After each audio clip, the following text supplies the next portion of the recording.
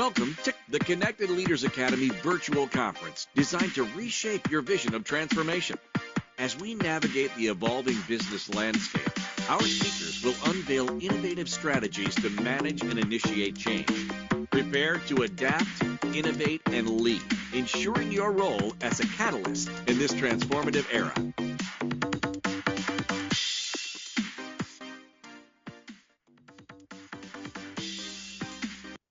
Well, just like that, we will begin. My name is Danny Zzzz. I'm super excited to be here. I have the most ridiculous life in which I'm so excited to share with you. It is pretty fantastic when I consider that life as an escape artist, a hypnotist, a magician, a speaker, an author has literally taken me worldwide. Super excited to be on here with you and to share a little bit about that. And what really is important is us talking about legacy. I had the opportunity to listen to so many people talk about what legacy is and what it means to them. And I am the master of escaping the most ridiculous things. And I learn from everything and everybody that I talk to. And I was looking up what legacy means. And it says the long-lasting impact of a particular event or action that took place in the past or in a person's life. And I thought, what does that mean to me? What does that mean to you? And it didn't mean what I thought. I had to think about it. Legacy takes me back to where I came from. And I take a look at my life as a child. And I grew up in a very, very poor system with not a lot of financial or family resources.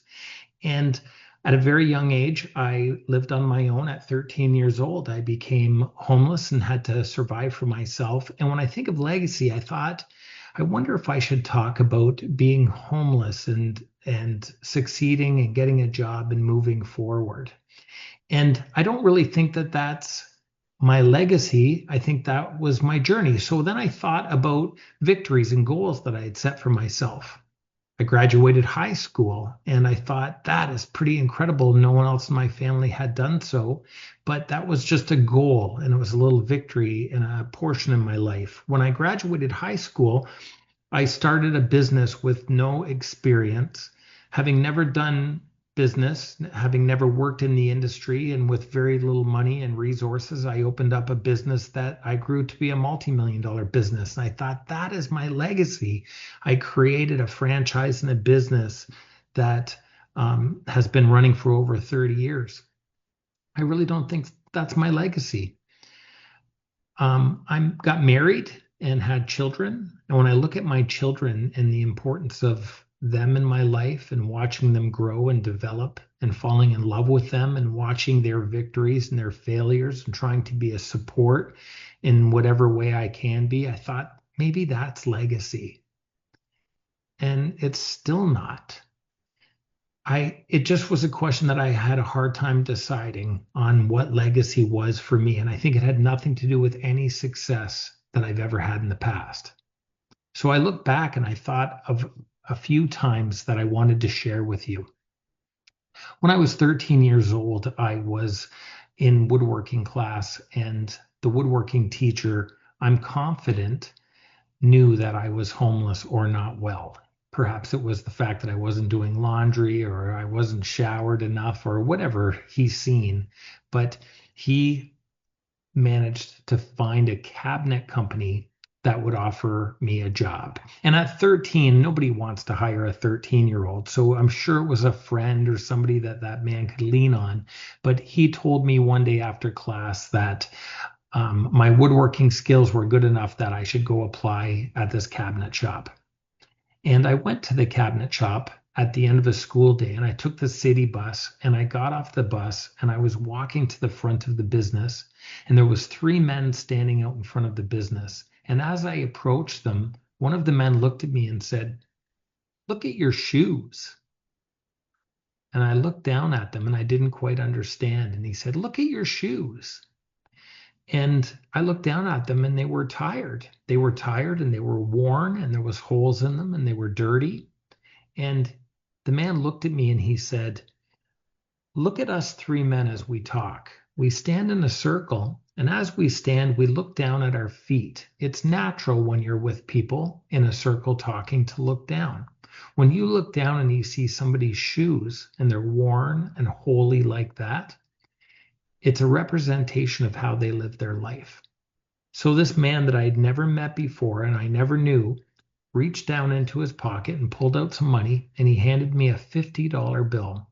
And he said, "Don't come back unless you have new shoes."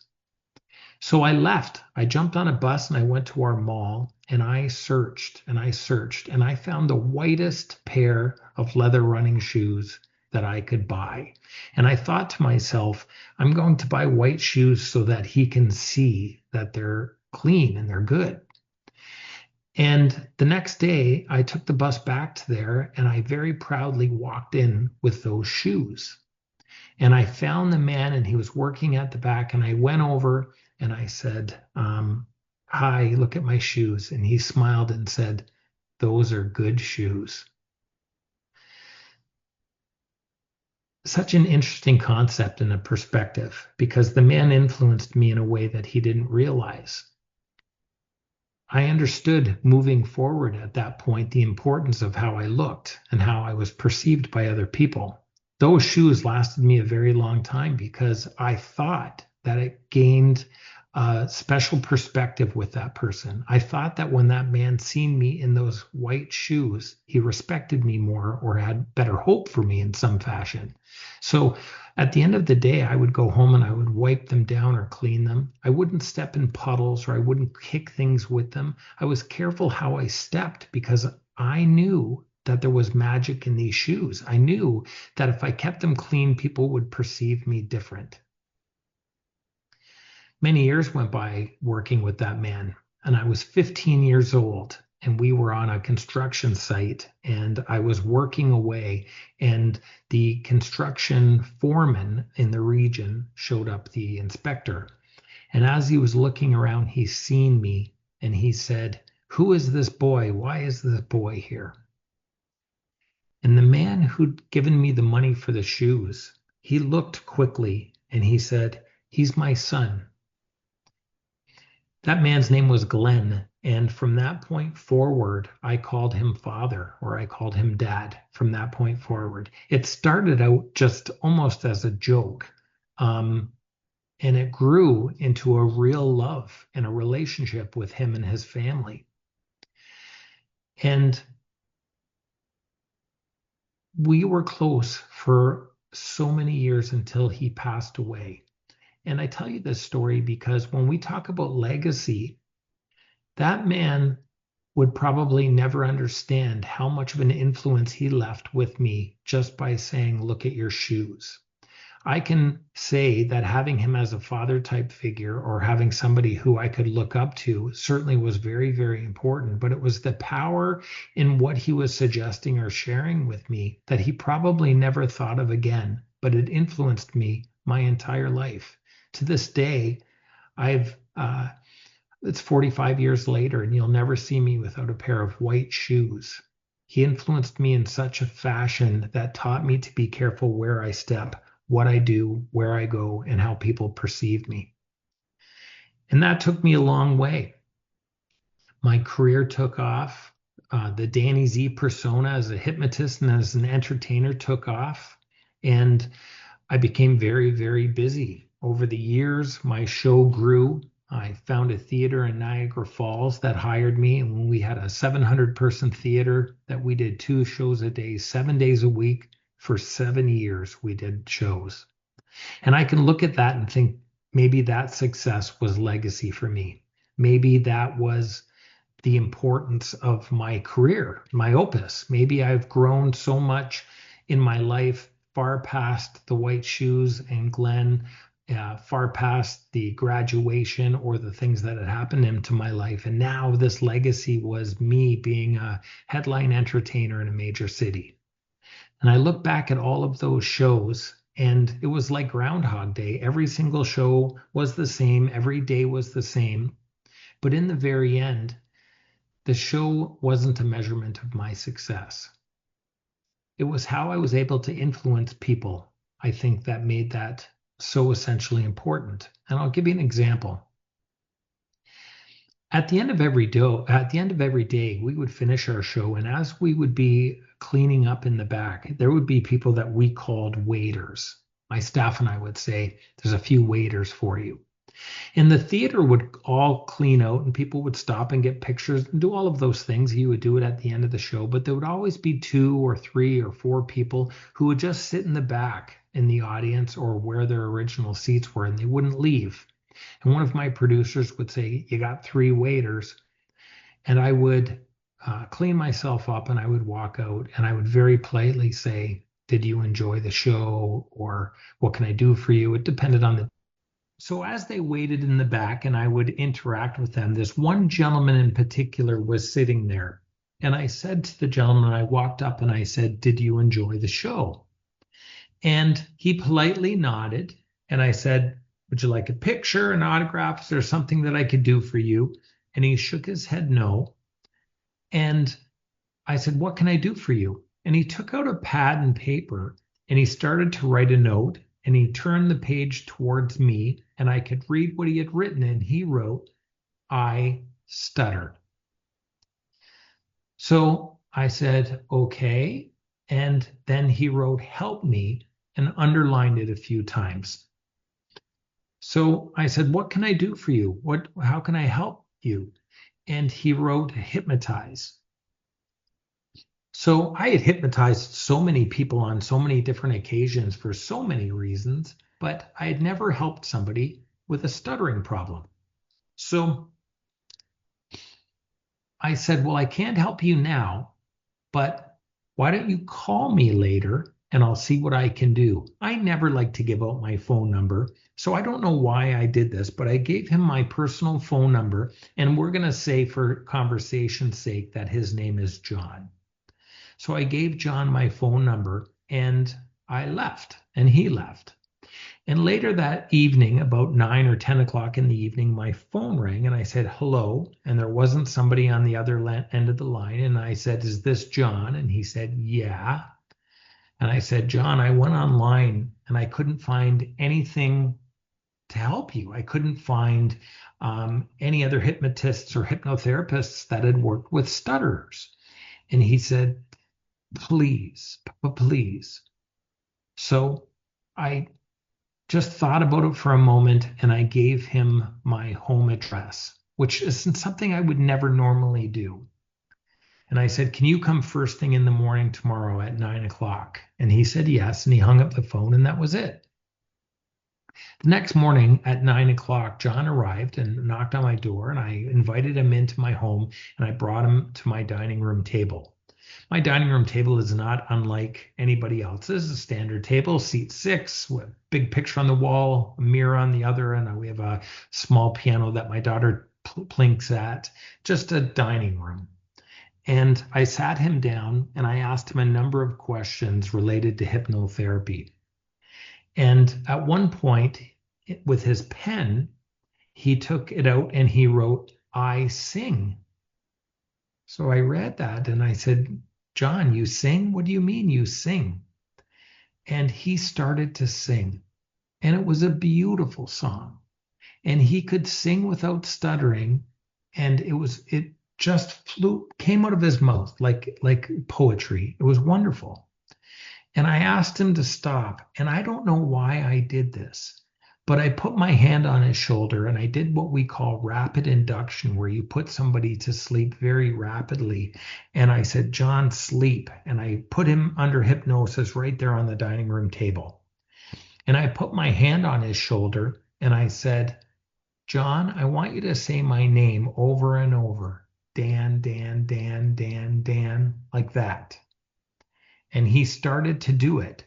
And as he was saying my name over and over, I found that key note on the piano, ding, ding, ding, that matched the sound of him saying my name. And I said, "The person I'm touching now, John, when you open your eyes, you'll never use this tone, ding, ding, ding, again. You'll use this one." And I hit the piano key next to it, which was slightly higher. Ding, ding, ding. So I said, eyes open, wide awake, and John sat up in his chair. And I looked at him and I said, how do you feel, John? And he said, I feel fine. And he immediately burst into tears. And I put my arms around him and I said, are you okay? And he didn't say anything. And he got up and he went to the door and he put his shoes on and he ran out of my home and drove away.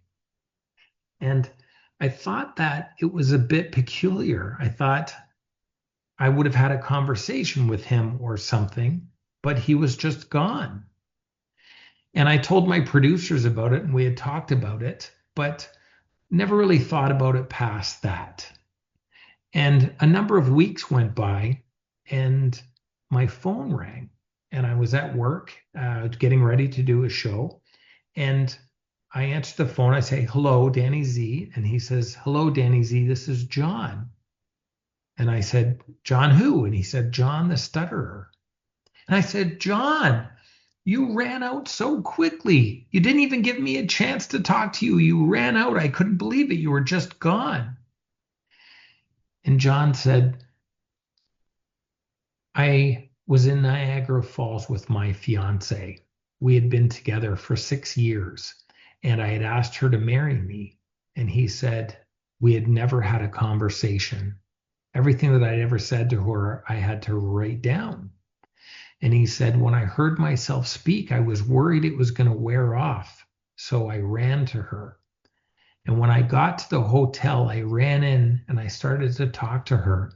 And we didn't do anything touristy. We didn't go anywhere. We laid on the bed and we talked for almost 30 hours until it was our time to leave.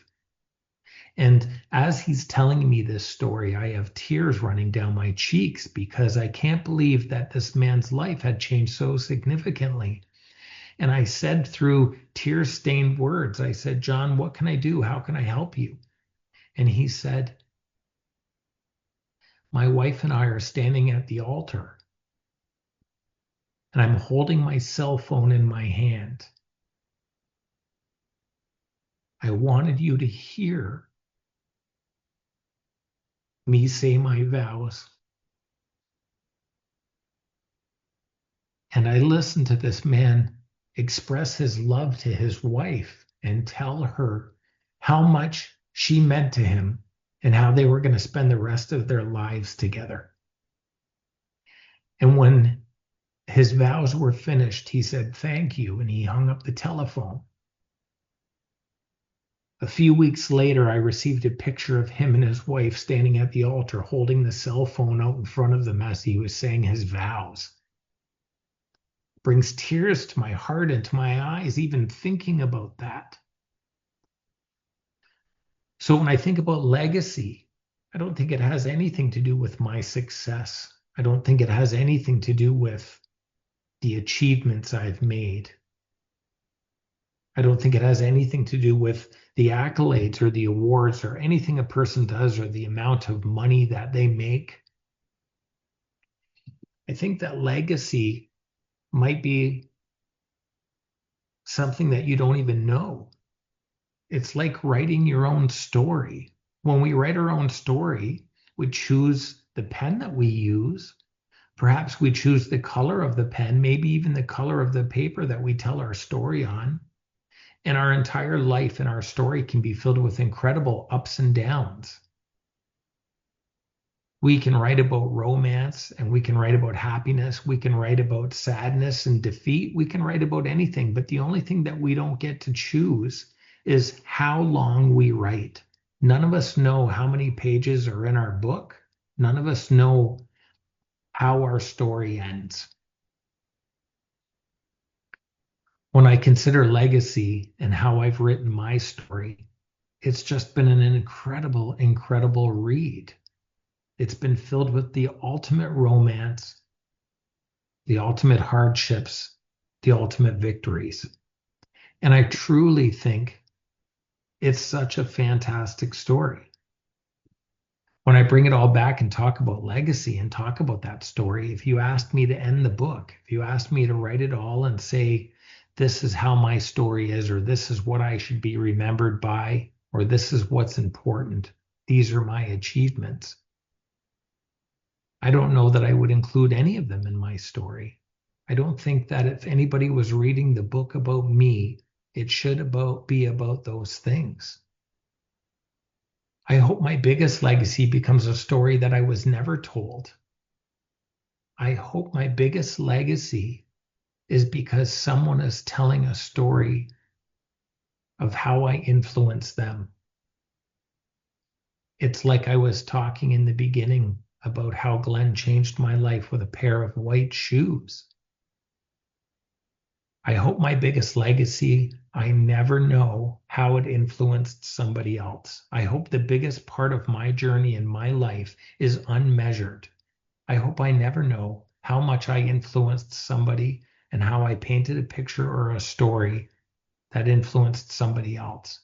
I hope that they say my name because it was memorable and it changed how they wrote their story and what they did with their life because I had meaning, even if I don't know what that is. And there's nothing that would make me prouder or more hopeful than to know that my children, my grandchildren, my family hear a story about me for the very first time because I wasn't there to tell it. That's what legacy means to me. So please check out my ridiculousness at DannyWith4Zs.com and make sure you connect. I would love to be a part of your legacy moving forward. Thank you so much for listening. I'm so proud to be a part of this program. Thank you for participating in today's enlightening session. As we transition to our next expert, remember that each strategy and insight is a step toward becoming a transformative leader in your field. Visit ConnectedLeadersAcademy.com to stay engaged and informed. The journey of change is ongoing. Let's move forward together.